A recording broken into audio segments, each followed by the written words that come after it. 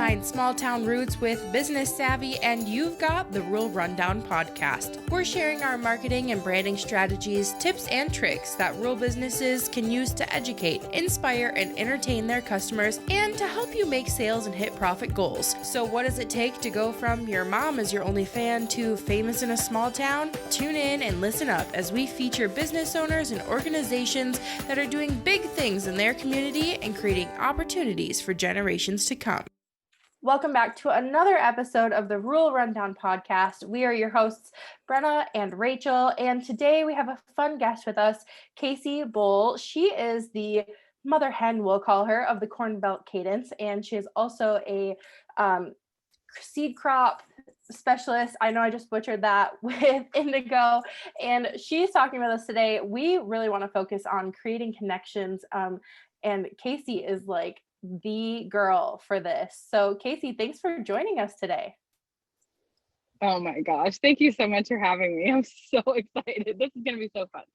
I know, I'm excited too. This is going to be great. Tell us, first of all, tell everybody what you're doing today, because I think that is the coolest.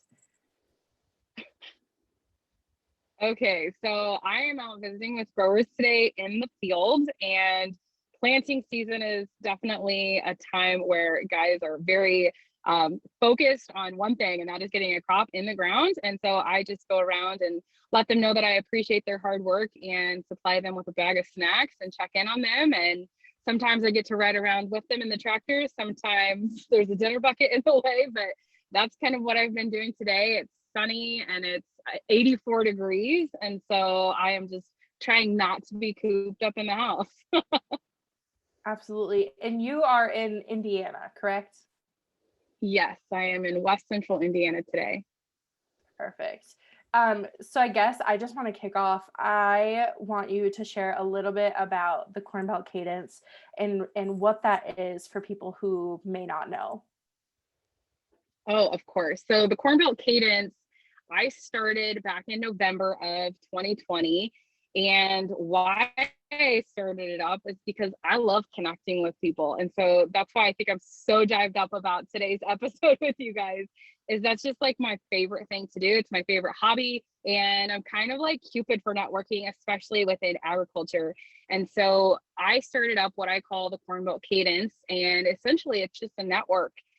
I guess you would maybe call it an open Rolodex of mine, where I'm just sharing people that I've met in the industry. And as I continue to network with people in the agriculture world, I'm like, oh, you should know so-and-so. You should know so-and-so. And I'm just constantly intertwining my connections, and it's so much fun. And so I wanted to put a name to it. And so I started a Facebook group called the Cornbelt Cadence Facebook group. And then it kind of took off from there. And some of the folks that I was interacting with there said, you should create a blog instead of having 17 paragraphs on a Facebook post. Maybe you should put like some real legit backbone to it and make it a thing. And so I started a website and then started a podcast that built on top of that. And that's kind of what it is today. And so there's essentially the beginnings of a mentoring program within the Cornbelt Cadence, because I think that there's a lot of connections to be had, but sometimes it's not really, how do I start that? Or how do I do this? Or how do I take it to the next level? And so I have a mentoring program that I've started, and it took off way quicker than I wanted it to. And so I've kind of put it on pause until I can get it done right and not, halfway do it. And so that's kind of what the Cornbelt Cadence is today. I know that was a lot of rambling, but it's basically just a network for those in ag that want to continue to grow and network and develop with people who are very like-minded, and not just a forum for, hey, what are you doing for field meals today? Or, hey, how do you do this? Like, I want it to be a much higher level than that, and really just put some sophistication around networking. And so that's what the Cornbelt Cadence is. I love that. I have a question for you. How did you name it? What is there an inspiration behind it? Sure. So Rachel, one day I was driving around in the country like I do for a living, and my Instagram and my Twitter handle are both Cornbelt Kacee. I wanted something that had a nice little ring to it. And I have no idea like how it happened. I was literally just driving down the road and I'm like, Cornbelt Cadence. I kind of like that. And to me, what that kind of represents is cadence is, when you think of like music, it's going in beat and steps and just a continually like moving forward type of momentum. And that's kind of what I wanted this network to be, is something that we could step in line with, but had somewhere to go and a movement that was going in a forward direction, not just kind of scattered. But that's where the cadence part came from. I think this is so important to create connection.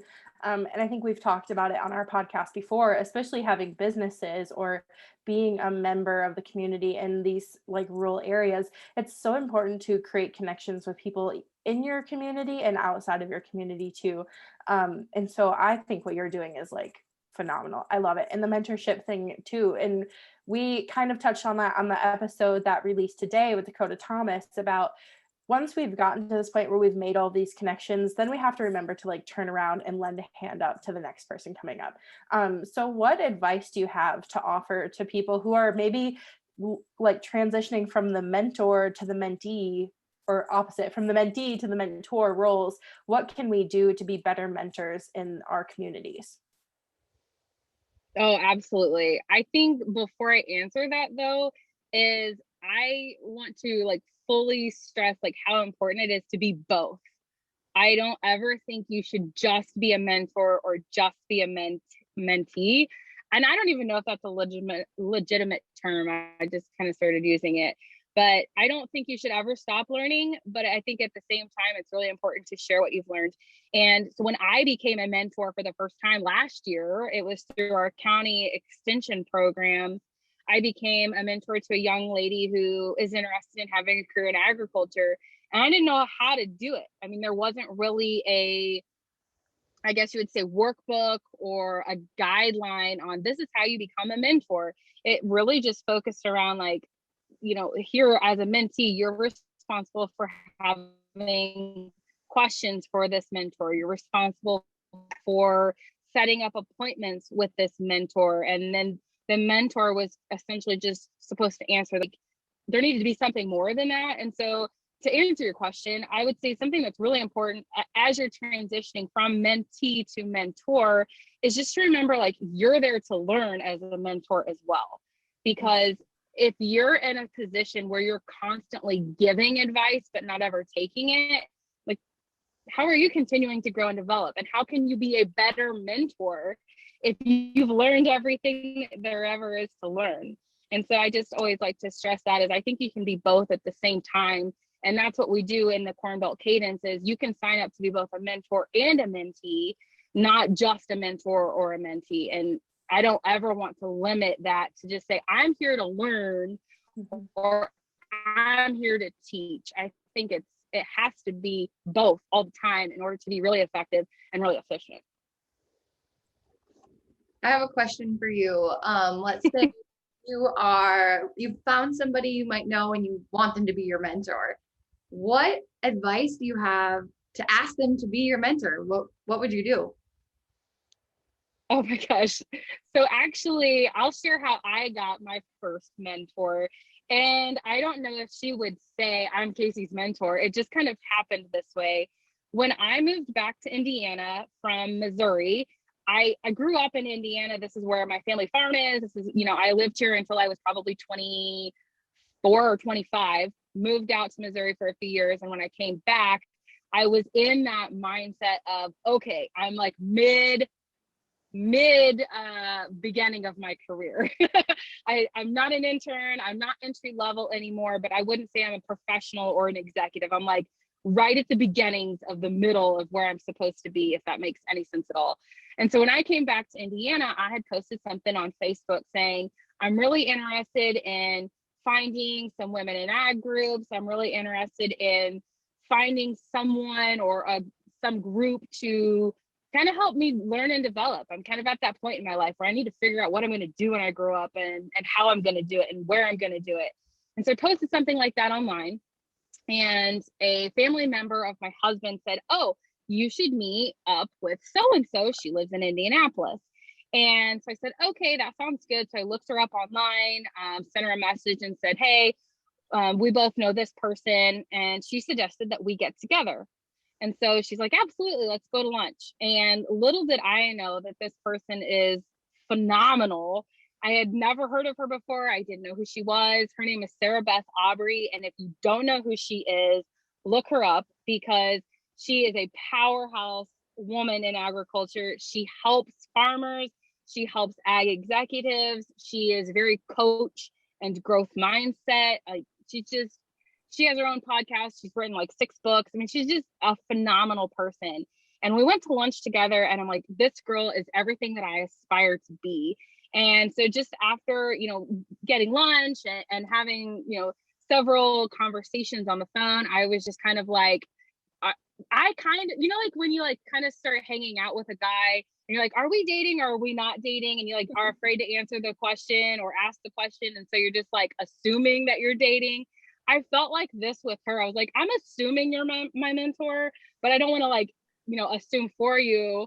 So I was kind of just like, did you take me under your wing intentionally, or did I put myself there? Because I would love to, be your mentee. And so that's kind of how it happened with us. And like I said, I don't know if she would say like, I'm Kacee's mentor, but I definitely rely on her for sound advice. And she has been very open. I mean, she does that for a living and charges people for a living to give advice and consult. And I'm just like waiting for the day that she sends me this gigantic bill, and she never has. I definitely appreciate that. But that's what I try to be for other people in agriculture, not just women, but anyone in ag that I talk to, both older and younger, is if I can see that they're clearly like searching for advice or searching for a resource, I'm going to openly give that to them. And several people have asked me, like, why are you not charging people to do that? Or why do you just carelessly give your resources away? And I'm like, because I wanted someone to do that to me, and someone did that for me, and here's how it benefited me. They didn't expect me to return the favor in any way. They genuinely saw that I was trying and I was working my butt off, and here's this one little golden nugget that they could give me to help me get on my way, and they didn't expect anything in return, and it was just the right thing to do. And I think a lot of the times we forget that, especially as we're trying to learn, is, well, if I share this, I'm going to expect something in return. If you scratch my back, I'm going to expect, you're going to expect me to scratch yours. And I just feel like there's so much of that missing in today's world. I mean, we just always expect something back. And I'm just trying to shift my mindset from, what am I going to get out of this? Like, what's the leg up that I'm going to get? And so that's why the Cornbelt Cadence is a free thing. If you find someone that's going to be a resource for you, great, let's do it. And I do the same thing in my daytime job as well. As, if there's a resource out there that someone can provide to me and connect me with this other person, like right now, cover cropping, for example, is not something that I have a lot of knowledge in. And so I'm trying to get educated on cover cropping. And so I'm like, oh, do you know anybody who can kind of like give me the guide, like the dummy for cover crops for dummies 101 or whatever? And people are not carelessly, but unexpectedly giving me resources without having anything in return. And I think that is so huge, especially as you're trying to make connections and make your way in ag. It's like, just don't expect anything back. When you do, it's great. But I think it really makes an impact on somebody else. It's kind of like, you pay for something for someone in the line that's behind you, and then they carry that on to the next person. It's kind of like that, if that makes sense. Yeah, the pay it forward mentality. Yeah. And like, it'll go on to the next person. I feel like, and I could be like totally off base, but I feel like anytime I've been in that position where I can like give somebody my information or give them a contact, it comes back tenfold. Like, that always comes back to you in some way, one another. Like, it'll always come back to you. So, but I think that's part of it, is going into it without expecting something. That's why it comes back, or that's how it comes back, because you, so like you said, like selflessly just kind of like give that knowledge or information or connection to somebody without expecting anything in return. So I think it's awesome. And you also have a podcast. Tell us a little bit about what you do over on the Cornbelt Cadence podcast. Okay. I just want to preface with I am an amateur podcaster through and through. Us too. I'm totally winging it. And I didn't even anticipate starting a podcast. Really, how it started was, like I said, I was making these posts in the Facebook group and they were very lengthy. And I have a lot of friends who are hard of hearing or are in the deaf community, and they're all in agriculture. And so I wanted to, do something different than all of the videos that I was posting. So that's why I started typing out all of these posts too, because I wanted them to be able to read them. And so the videos that I was doing, I was transcribing, putting them into a text format. So that's why I had these really long posts. And then I had some other people say, well, I don't really necessarily want to watch the video or read, but I travel a lot for my job. So can you do a podcast? Can you record it? So I literally just went back to some of the very early posts on the Facebook page and just read them. And so if they sound very scripted, it's because they are 100% scripted. And so that's like what the first, 7 episodes are. And I think I'm at like 30 or 40 or something now. And some of them are just a few minutes long because they're, like I said, transcribed posts. And then some of them I think are like an hour. And I've played around with having guests on, but I'm still just, like I said, I'm kind of just winging it. And I haven't even released an episode for a while just because it's not like I'm a podcaster, like I'm not trying to have like this legitimate podcast. I'm not trying to dub myself as a podcaster. I think it's a great format for another version of what I'm trying to say. And I've had several people message me saying, I just binge listened to like 10 of your episodes and every single thing that you said was amazing. And some of the very first episodes, I focused really hard on women in agriculture because that's who the Cornbelt Cadence was at first targeted to, because I wanted to have a place for women to develop and for women in ag to grow and connect and network. And then I had a friend of mine in ag who said, I want to join your group, but I'm not a female. Like, is this cool? And then I had a very lengthy conversation with him. He's like, there's not really any of those kinds of groups out there for men either, just dedicated to being a leader and dedicated to growing and developing with an ag focus. There's very few of those, and they're very regulated if they are, or they're very niche or niche, if you will, if they are out there. And so I was like, you know what, who am I to limit someone's growth and development because of their gender? And this was like right around like when the world started getting really sensitive to these types of things. And so I was just like, I'm just opening it up. I mean, it's for anybody and everybody. So if you do go back and binge listen to several of the very first episodes, like I said, it was very targeted on what a woman in agriculture experienced out in the field, some of the things that they don't talk about. And then it shifted to how do we be positive thinking versus negative thinking? How do we look at leadership and growth within agriculture? And so I literally just cover like everything that you could possibly think of. And there's no rhyme or reason. There's no consistency to themes. There's no consistency to timing. There's no consistency to the quality of audio. But that's a little bit about the podcast. I love it. I like the whole like done is better than perfect mentality and just putting it out there, like you said, for all of these different ways for people to like consume your content, right? Like I think that's super smart to be like, all right, if you don't like to read, like here you go, now you can listen. And if you don't like to do that, then you can watch me on video. Like it's all sorts of it's all sorts of like, this is how you can get the information. And I love what you said too about like having these different opportunities for growth and leadership, because I was thinking back and I'm like, man, in college I felt like I had so many opportunities to be in these different organizations for growth and leadership, especially even in the ag community, doing different things. But once I left college, I was like, okay, now what do I do? And where do I like really fit in?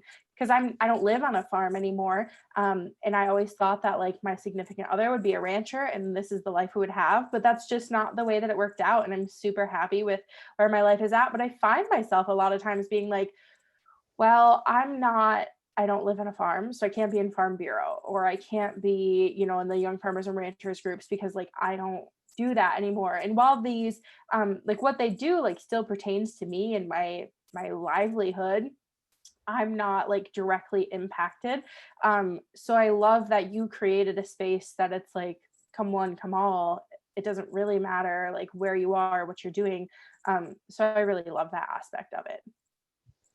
Yeah. And like I said, I'm not a professional at this. I'm still winging it. And I haven't really posted in the Facebook group in several weeks.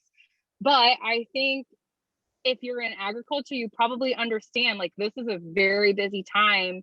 This isn't my full-time job. This is something that I'm doing on the side. And if I can help one person out, amazing. That's all that I care about. Like it's not that for me yet. One day, I hope that it is. I hope that we get to a point where it kind of just leads itself and people take the initiative to hunt the members in the Facebook group, or maybe we get to a point where it's an official thing on the website and I don't have to lean on social media to house that platform. But that's just not where it is today. And I think that raw, real, non-boxed platform or idea is what draws people in, because it's not perfect. It doesn't seem scripted. It doesn't seem fake. It doesn't seem forced. Mm-hmm. And I think that cuts me some slack, at least, because people expect it to be kind of halfway done because it's not legitimate. So if there is some corners that are cut, nobody cares, because they're not expecting this really fancy and sophisticated website when it's something that I created on weekends, after 9 p.m. most of the time. Yeah, I think there's some beauty in that. I mean, it lets you be authentic. No one thinks you're trying to sell them something. They're all in your community to get something out, with each other. Mm-hmm. So I think that is beautiful and cool. Yeah, I think so. I have a question for you. I want to talk about networking, because you say you love connecting with people. So I would assume, I could be wrong, that you like networking. I can kind of love to hate it. But what do you think of, how do you take conversations from that shallow, like, I don't want to say shallow because they're not all shallow, but like kind of just the talking, to something a little deeper? How can you connect deeper with the people you're networking with? So it's not just, here's my business card, bye.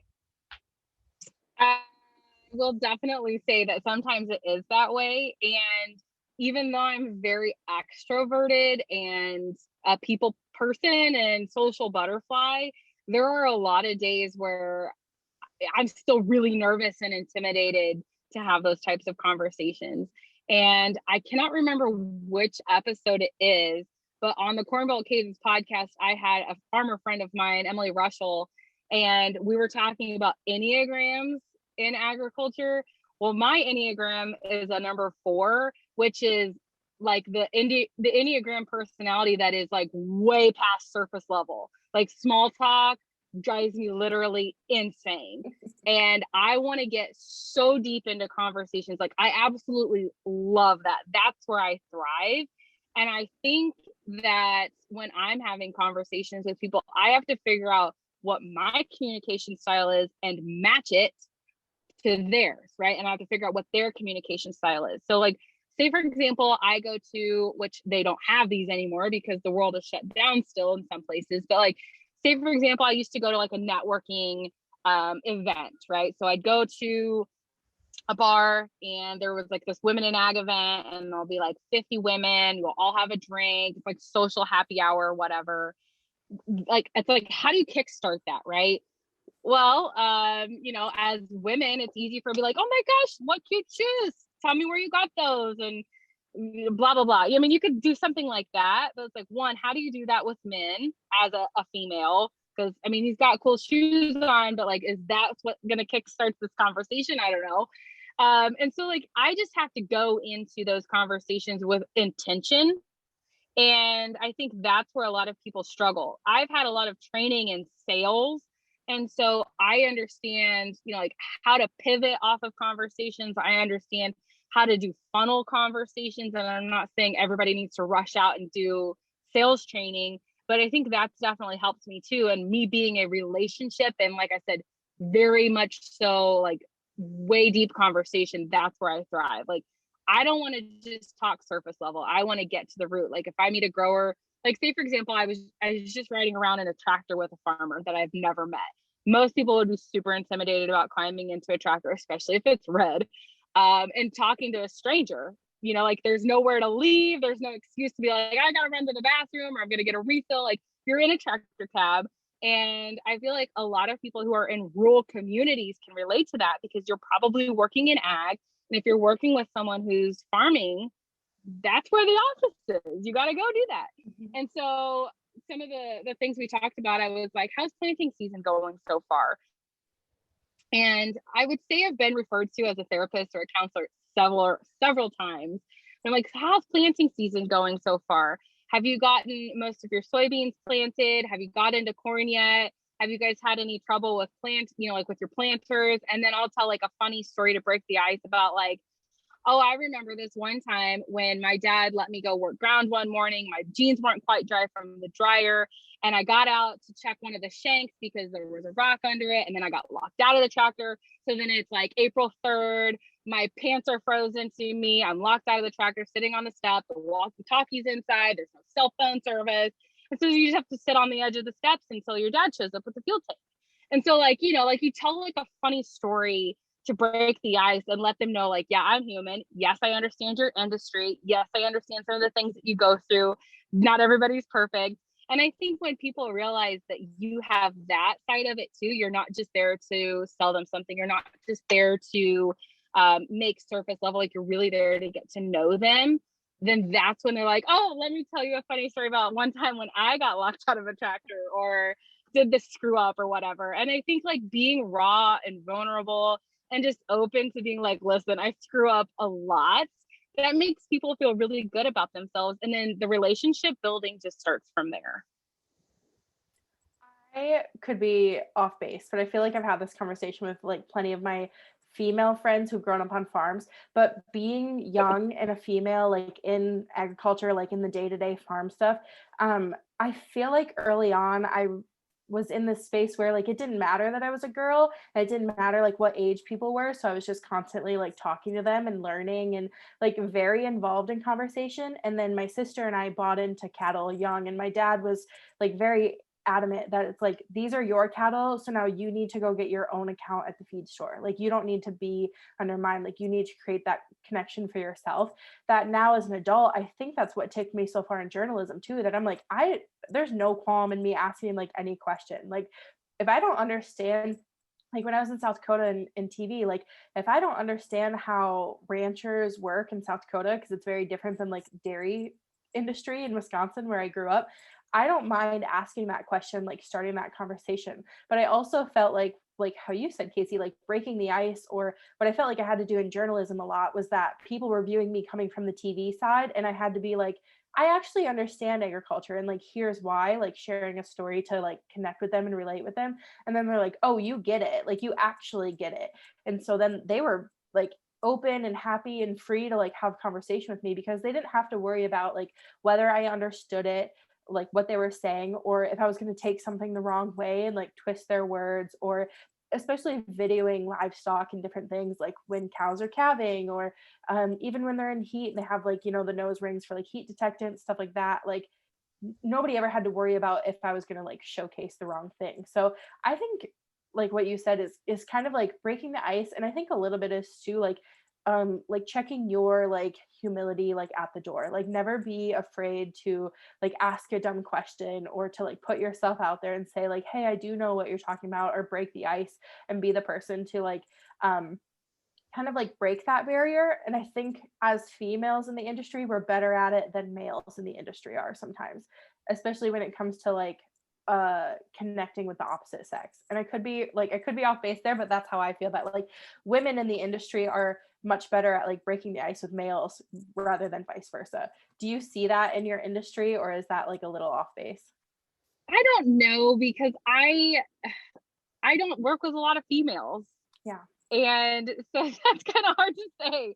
I mean, I have 3 sisters and my mom. We all worked on the farm. We all grew up doing the same thing. And so like being a woman in agriculture wasn't anything new for me. You know, it's not like I came into the industry and had to make my way. Like I still feel like I did have to earn respect. I did have to earn my way. I mean, I was a parts girl at a local John Deere dealership for my first job.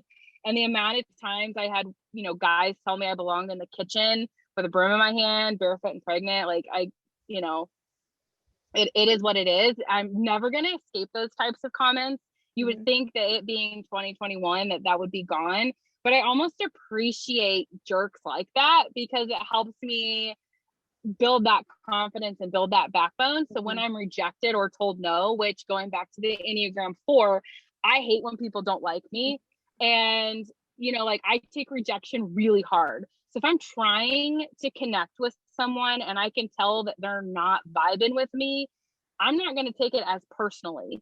And I think, as going back to your point, being a woman in agriculture, maybe we're a little sensitive at times, especially just certain times of the month. Maybe our hormones are there. Maybe we are taking things into a way that shouldn't be interpreted that way. And so I think having, you know, those situations that not make you bitter, but like kind of build your, like, you know what, I have to be this way. I have to have thick skin. I can't let those things get to me.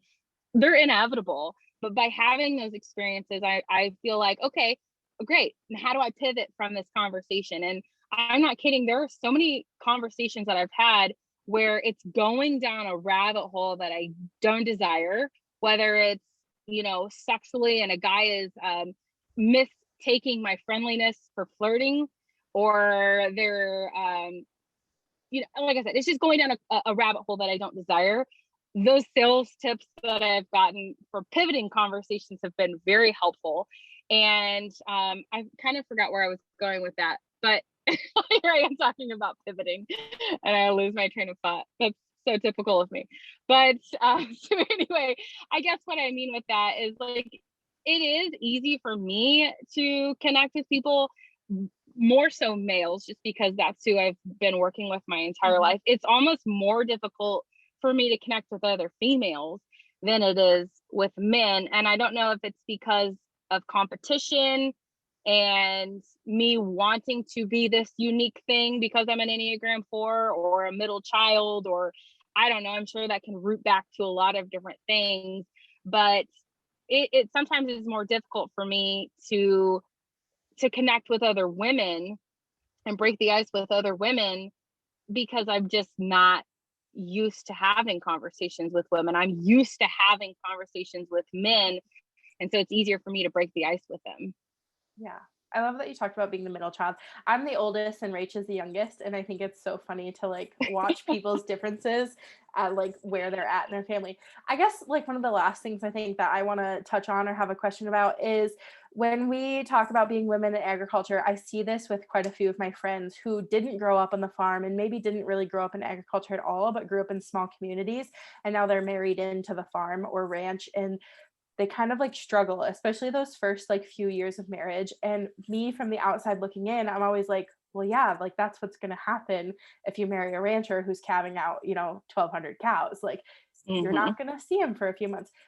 But what kind of encouragement or what kind of tips can we give women who are marrying into agriculture, marrying into the farm, to either create connections or to kind of like network themselves and find themselves that group of ladies that they can kind of lean on and depend on? Ooh, that's kind of a tricky one, because my husband is the one who married into the farm, into a community that he didn't come from. And so I see it from his perspective and how he has struggled making friends in my hometown.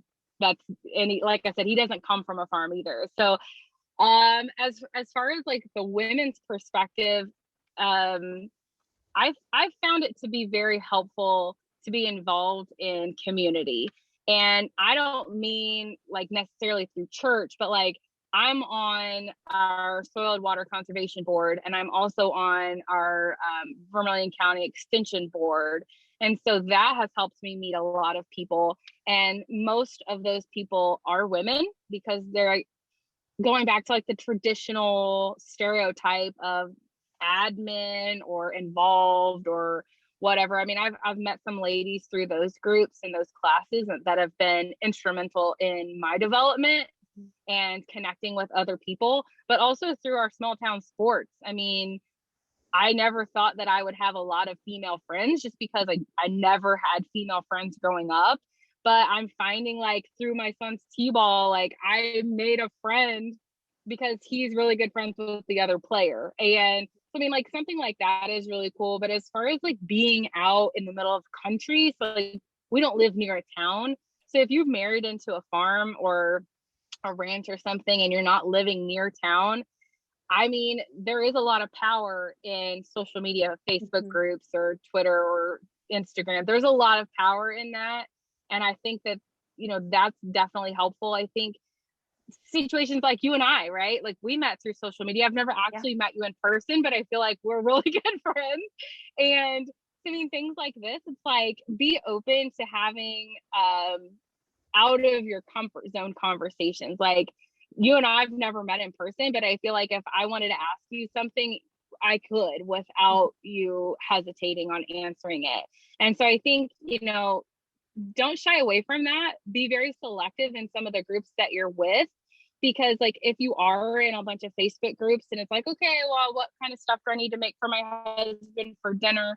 I think those are great, but just try not to get dragged down in some of those negative groups where it's complaining or, you know, I mean, I think it's really easy to fall into those kinds of traps. And that's what I was hoping that the Cornbelt Cadence was going to be.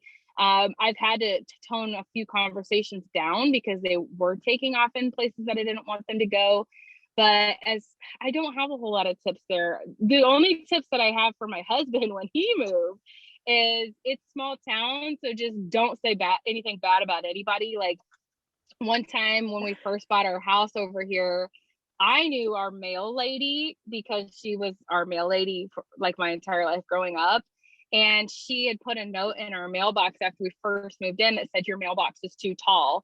And instead of him going out and like hitting it with a hammer a few times to make it shorter, to be like within the guidelines, he like called the county to get gravel spread and then was like, it was a mess. But anyway, he totally ticked the mail lady off, and he's going to listen to this probably and hear me complaining about him, but I don't care. But anyway, it's like, you can't tick her off. Like she will leave you brownies if you're nice to her. Like you know what I mean? Like you can't do that. And so like my only advice like is just like, no matter what, like if you don't know them, they know someone, you know, especially in rural communities, especially if you live out in the middle of nowhere. Like you might get stuck one day and the mail lady's going to be the only person that's going to go down our road and you're going to wish you hadn't ticked her off.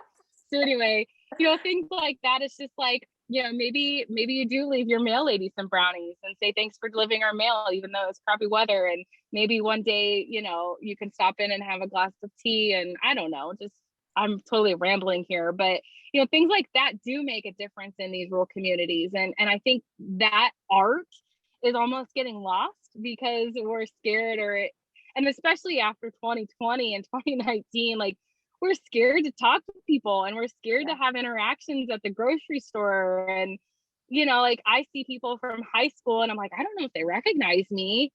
I moved back to town, but it's been, you know, 10 or 12 years since I've graduated. I don't know if they recognize me.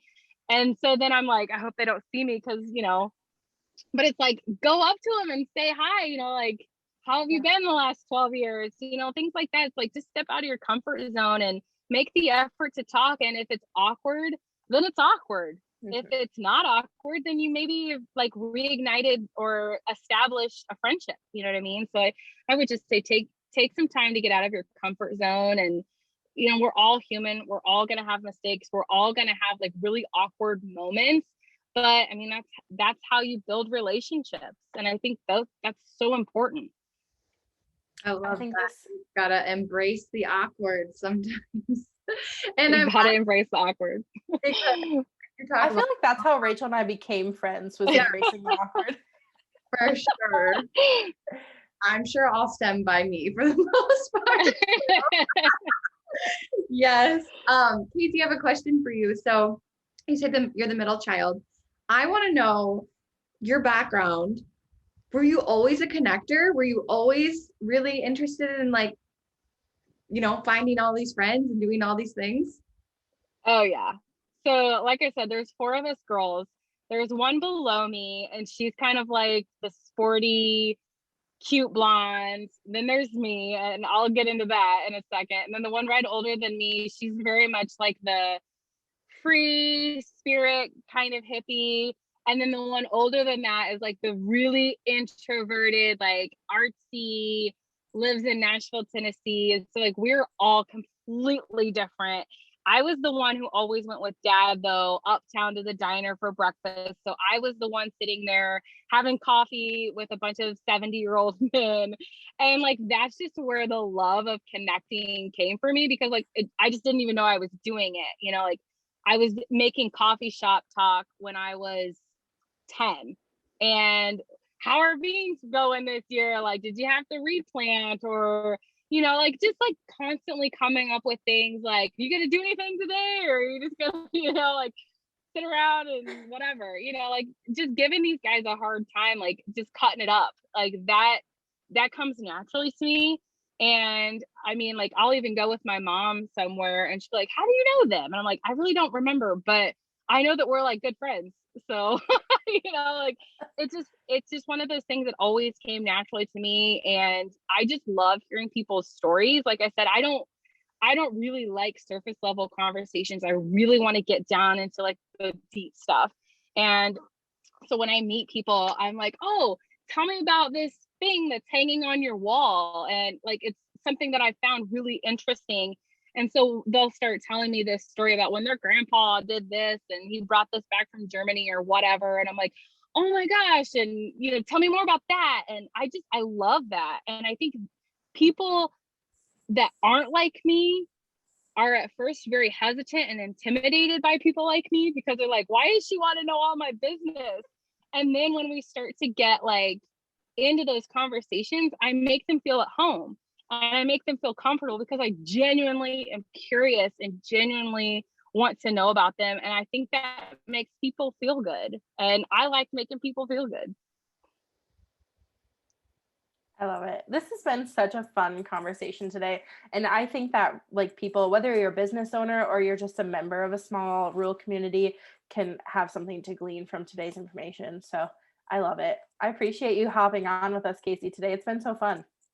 Oh, I love talking to you guys. I feel like I've known you both forever. That's what make the best conversations. And I love when you're talking about making friends earlier, because I'm like, can we have a moment of silence for like making friends as an adult? Because it's miserable.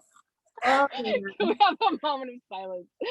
Oh, bless your heart. Yes, it is so difficult. It's so tricky, but honestly, like, so I'm going to be 31 next month. I'm a mom. I'm a full-time employee. I work with farmers for a living. And so like making like good, legitimate friends is so strange. And I made a good, legitimate friend the other day because of our kids. And I texted her, I was like, is it weird? Have I been texting you too much? She's like, no. She's like, I honestly was thinking I was texting you too much. And I'm like, I just want to be your best friend. Is that awkward? And she's just like, oh my God, I was thinking the same thing. And I'm like, I feel like we're dating right now. And she's like, I know, it's really awkward. I was like, but I love you and I want to be your friend. And it's just, it's so weird, but it's life. I love it. I love it. If people want to follow you or become a member of the Cornbelt Cadence, where can they find you at? Of course. So I am on Instagram and Twitter as Cornbelt Kacee, Kacee. On Facebook, you can just type in the Cornbelt Cadence group name and it should pop up. But if anybody has questions about that, they can always email me too at info@cornbeltcadence.com. thank you, Kacee. It was so fun talking with you. Oh, thanks guys. I appreciate it. It was great chatting with y'all too. Well, that's it for this episode of the Rural Rundown podcast. Thanks for listening. You can always find us on social media at The Rural Rundown. And if you really liked this episode, we would totally love it if you gave us a review and gave us a little rating. It would mean so much to us. And for more small town roots and business savvy, catch us on the next one.